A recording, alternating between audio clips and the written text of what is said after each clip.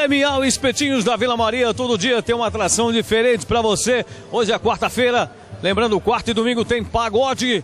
Você que gosta de um pagode, vamos visitar a casa? Vamos ver como é que tá o pagode aí hoje? Vem comigo, vamos lá. Filé Mignon, espetinhos da Vila Maria. Hoje é dia de pagode. Sempre saudade, a paz do Senhor. Para os meus amigos, deixo meu bandeiro. A paz do Senhor. Honrei meus pais e amei meu sertão. A paz do Senhor. E aos fariseus não deixarei dinheiro.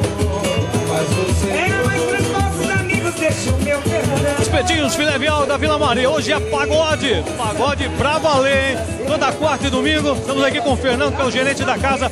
Fernando, pagode pegando fogo aqui no Filé Mignon. Fogo aqui na Vila Maria, no Filé Mignon da Vila Maria, tá? Toda quarta-feira com Gláucia e Nossa Raiz.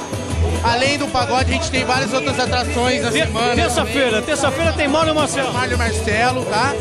Com algumas promoções de espetinho a R$ 1,99, 8 tipos de espetinho a R$ 1,99.